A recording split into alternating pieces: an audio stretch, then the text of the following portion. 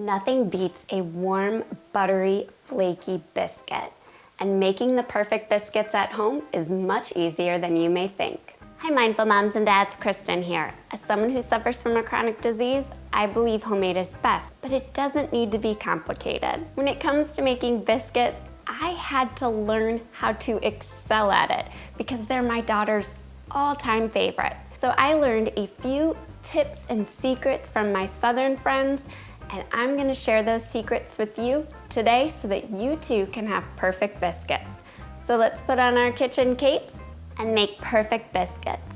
Now the first thing we're gonna do is we're gonna grate our butter using a box grater or the grater on a food processor if you'd like. Now I know a lot of people say to cube your butter up into small pieces when you're making biscuits or pie crust. However, I find that if you grate your butter, it will more evenly distribute through your flour quicker, which means you have to handle the dough less, which results in flakier, more tender biscuits. And that's exactly what we want. And once you grate 6 tablespoons of unsalted butter, pop that into the freezer for 10 to 15 minutes. Another secret to really great biscuits is cold butter. Really cold butter. We want that butter to melt when it hits the high heat of the oven and form little air pockets. Perfection. Another secret to perfect biscuits is to use buttermilk instead of regular milk. The acidity in buttermilk will react with the baking powder to form light and fluffy biscuits. But if you're like me, you probably don't keep buttermilk on hand, and I have a solution for that.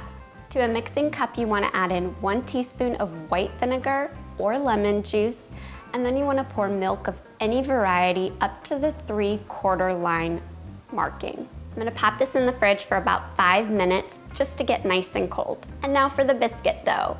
I opt to use my food processor fitted with a dough hook because it makes making biscuits so easy. But you can certainly use a pastry cutter or 2 forks and a large mixing bowl. To my food processor, I'm adding in 2 cups of all-purpose flour, a 1/2 teaspoon of salt, a 1/2 tablespoon of sugar, and 1 tablespoon of baking powder. We need a lot of baking powder to keep these biscuits really fluffy. Pulse or mix together a couple times until everything is evenly distributed.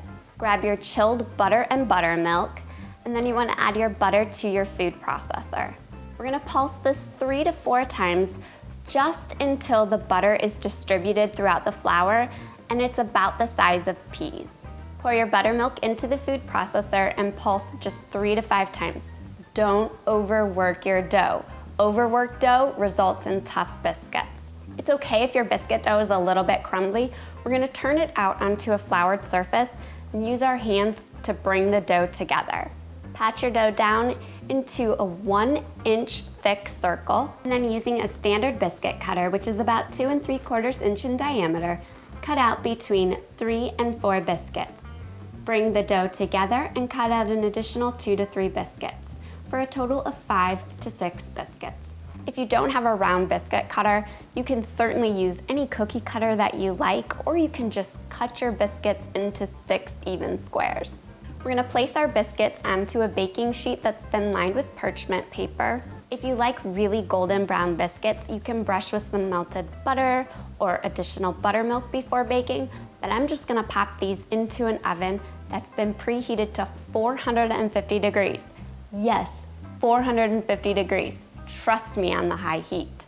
We want to bake our biscuits for 12 to 14 minutes until they're just turning golden. They won't brown up as much as rolls, so keep that in mind and don't overbake your biscuits. Remove from the oven and let your biscuits cool for just a couple minutes, and then crack them open and spread them with additional butter or jam and serve up however you like. These biscuits are perfect. They're everything you want a good biscuit to be. They're buttery, they're flaky, they're tender. My daughter says they are the best ever, and she's had a lot of biscuits to compare them to. In the next video, I'm sharing with you my son's favorite breakfast recipe, hash brown breakfast casserole. I'll see you there.